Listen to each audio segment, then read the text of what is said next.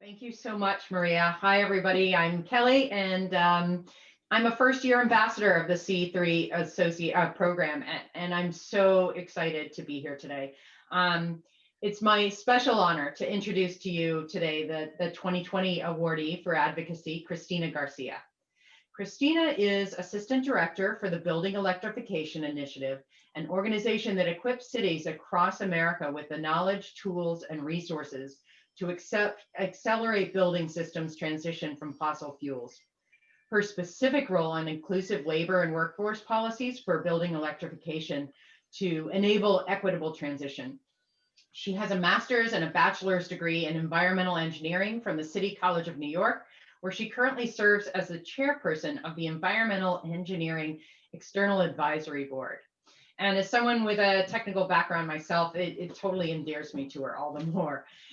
It's with an engineer's rigor and discipline that she's applied her knowledge and her passion to her career and her voluntary work. But I have to say, this only begins to tell the tale of why Cristina is so deserving of this award, especially in a year that's proven to be such a pivotal and a reckoning time for all of us in the clean energy field. One of my favorite descriptions of Cristina comes from her nominator, Daphne Sanchez. She says that Cristina is not your typical industry leader. She is a fierce advocate for market transportation, not only in the energy systems we use, but in the workforce engagement and methodology. And I find that so timely and compelling. When Cristina saw a lack of representation for Latinx in sustainability, she volunteered to support the community to see their role in climate change and electrification. She founded Latinos in Sustainability, a subgroup within the Society of Hispanic Professional Engineers, and a platform to inform and excite students about careers in sustainability. When she worked at the mayor's office in sustainability, she developed and supervised the Retrofit Accelerator Internship Program, which placed 30 STEM students in energy efficiency related internships in 2018, 5 of whom received full-time job offers. The work Cristina does is important to our collective goal of clean energy economy, but it's even more important to our collective responsibility to include all citizens in our progress, to leave no person behind, regardless of color, culture, or sex. She is, as Daphne calls her, fierce. So Cristina, congratulations on your award, and thank you so much for your work.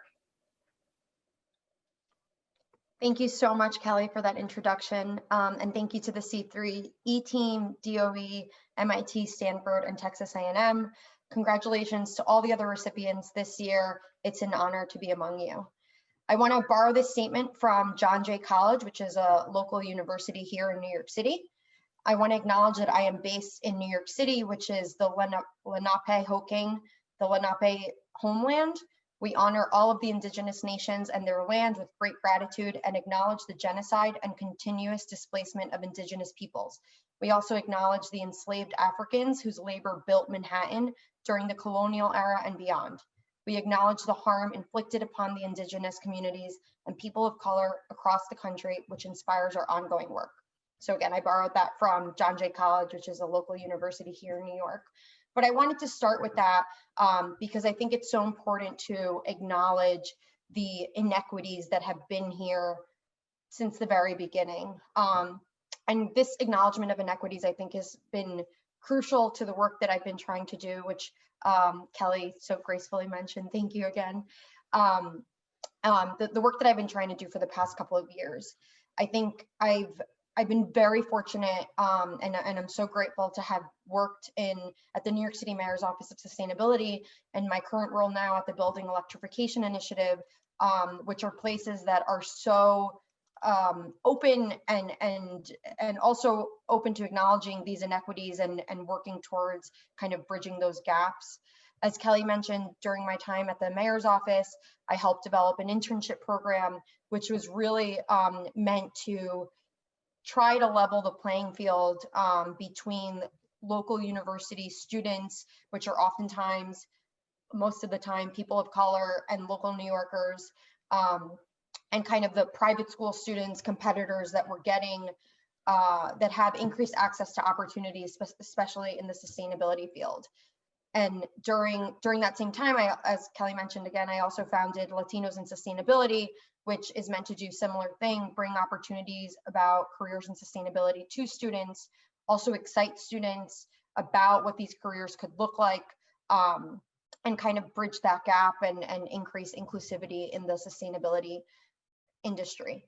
I found that during this time, I guess it was important to me to do this work because I found that access to these opportunities and careers was not reflective of intelligence or passion, but really the socioeconomic situation that you came from, and oftentimes who you knew, and kind of what circle you were already in, and that circle kind of remained closed. And so a lot of these opportunities were meant to kind of break that barrier. So in all, I guess I've been trying to just bridge that gap in my work and like I said, increase inclusivity for those that have been disproportionately excluded from the conversation about climate change. As all the speakers have mentioned, clean energy is so critical right now. To work in this space is such an honor, and we all know, those of us that work in this space know that we need all hands on deck. We need diversity, not only gender diversity, but also ethnic and racial diversity, different experiences. As Maria mentioned, it shows that when there's like diverse kind of thoughts and experiences, it leads to a better outcome. And so that's what I've been trying to preach and help achieve in New York City. And so I think that awards like this and initiatives like this not only help highlight women that are doing meaningful work, but I think it also shows the need for intentional highlighting of underrepresented groups. We need more of these type of initiatives to help inspire others and to continue to bridge the gap for underrepresented groups in this sector. I want to thank Daphne Sanchez, who was the one that nominated me and has been an absolute role model for women, supporting women since I met her throughout my career, and we all need more of that. And I want to thank my family and parents who've been supportive of my career as well, and have just always been role models and have shown me the importance of helping others. I think that that's also fueled my work. And lastly, I want to thank C3E again for acknowledging my work and highlighting the need for this type of work in this sector. So thank you again. Good afternoon. My name is Anna Siefken, and I'm the Executive Director for the Wilton E. Scott Institute for Energy Innovation at Carnegie Mellon University in Pittsburgh, Pennsylvania. CMU is an R1 research university with more than 150 faculty, with strong collective focus on energy technologies and enabling policies, energy efficiency, and clean tech innovation, all with a focus on driving towards sustainable, low carbon energy future. I am thrilled to be here today as a US C3E ambassador, and special thanks to Maria Vargas, Ellen Morris at NREL, Martha Broad at MIT, and the team for organizing this important symposium. I'm here to tell you about a pioneer from my home state of North Carolina who has demonstrated an unwavering commitment to mentoring and educational outreach to advance clean energy, Lindsay Dubbs.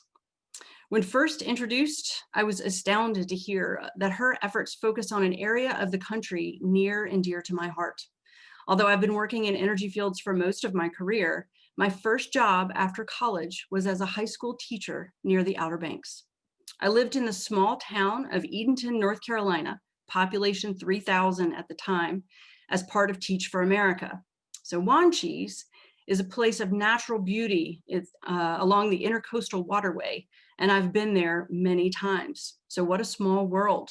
In fact, one of my former students created the piece of art, Sea Turtles, that is right over my shoulder in my home office.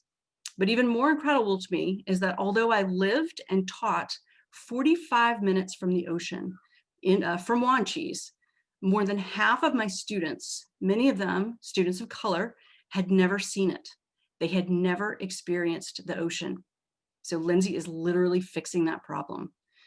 So to say the least, we share several passions: the Outer Banks, educating students, empowering young women, and clean energy. So I'm proud to introduce Lindsay Dubbs, our United States Department of Energy C3E 2020 Education Award winner.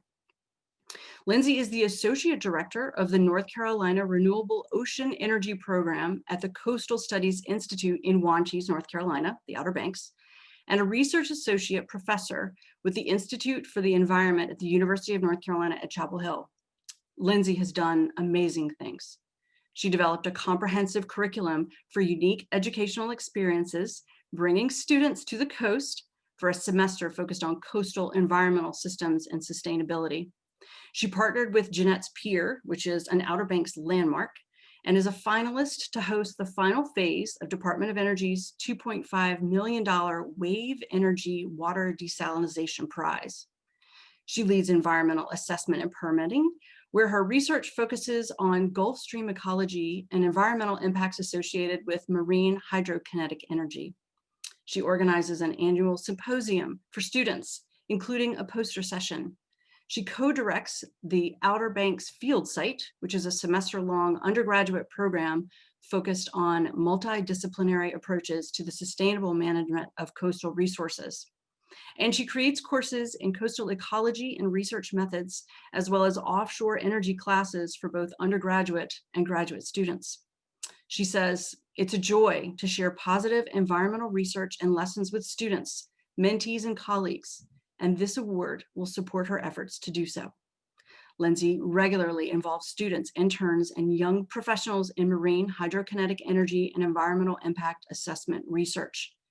She engages with others in renewable energy through community and professional presentations, service on advisory boards, leadership committees, and public outreach events.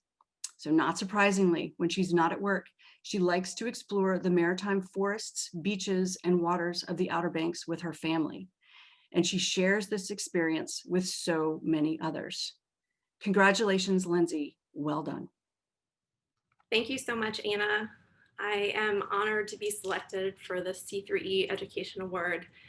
Thank you, C3E ambassadors, and thanks to the US Department of Energy, MIT, Stanford, Texas A&M for establishing and implementing this program. I appreciate and am boosted by the recognition, and I'm especially excited to network with this community working towards women's participation in clean energy advancement, and also to link my students with the community and opportunities it offers. In interacting with the C3E team, meeting Anna, participating in the symposium this year so far, and watching videos from previous symposiums, I've been heartened and inspired by the accomplishments and promise of this community. In this especially isolating time, recognition by and inclusion in the C3E community is especially validating and encouraging.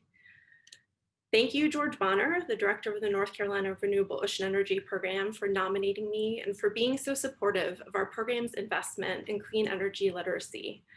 I feel very fortunate to be involved in the NC-ROEP, which brings together engineering faculty and student researchers from NC State University, NC A&T University, and UNC Charlotte, with faculty researchers and staff educators from the Coastal Studies Institute to investigate and develop technologies to responsibly harness energy from the ocean. I'm tasked with thinking about and collecting information to support the environmentally responsible aspect of that mission. My involvement in our program was serendipitous and perhaps remarkably started with my interest in and dedication to educating students about the environment. Both of my parents, Barry and Dawn Dubs, were environmentally conscious educators, dedicated to their student success above all else. My interests aligned with my parents, so that may have led me to a career in K-12 education, following in their footsteps. But my excitement and curiosity were redirected slightly by an interest in environmental science, fostered by my high school science teacher, Lance Lenhart. Lance taught us science concepts, but also introduced his students to exciting science research occurring all over the world, and involved us in water quality research in a stream in our school's backyard. Many years and a couple of degrees after Mr. Lenhart's science classes, I found a happy balance between teaching and research when I began teaching coastal ecology for the UNC Chapel Hill Outer Banks Field Site, hosted by the Coastal Studies Institute, while I was finishing the last year of my PhD program. For my PhD, I studied a feedback loop between atmospheric carbon dioxide concentrations and methane fluxes. And like many aspects of my studies in environmental science, the news was not hopeful. Increasing atmospheric greenhouse gas concentrations are changing the ecosystems around us and upon which we humans depend in negative ways. It was a delightful surprise when I learned about a nascent solution to fossil fuel-based energy during an ecology hot topic class I offered in 2009, marine renewable energy. There were vast energy resources found in the ocean that were relatively unharnessed, and the technologies being proposed to harness these resources were creative and diverse. My students shared my excitement to learn about and imagine technologies to provide renewable energy, all while considering and minimizing the negative and amplifying the positive impacts that they might have on the marine environment. We were drawn in and we were activated. So thanks to a blessing from Greg Ganji at UNC Chapel Hill, I developed and offered an environment and energy class where we all learned and imagined together. And that application of creativity and questioning and the scientific method continues in my classes and involvement in the NC ROEP. This award will help me connect my students, teaching and research, and with that of a larger community committed to a transition to clean energy. Thank you. There are a few additional people I'd like to thank, to learners of all ages, including undergraduate and graduate students.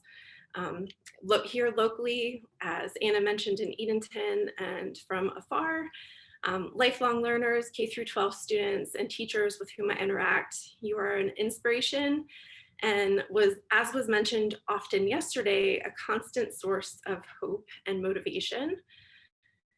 The encouragement, support, and balance offered by my husband, Corey Adams, has buoyed me and kept me going professionally and at home as we raise a curious, precocious, almost 5-year-old Rowan. Thank you to Corey and the rest of my family.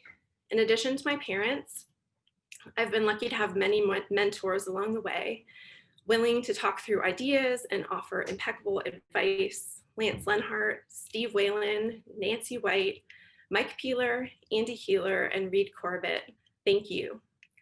And finally, I am proud to work with a talented group of people at the Coastal Studies Institute, the UNC Institute for the Environment, and the Outer Banks Field Site, who share my dedication to coastal science and education that is needed to address some of the climate change challenges ahead of us. I am especially appreciative to Outer Banks Field Site colleagues, Linda Dana and Andy Keeler, and the NC ROEP leadership team, including former directors Billy Edge and Mo Gobber, current director George Bonner, assistant director Mike Mulia, and our program's technical advisory committee. Thank you, and thank you again to C3E. I look forward to working with you. Well, congratulations.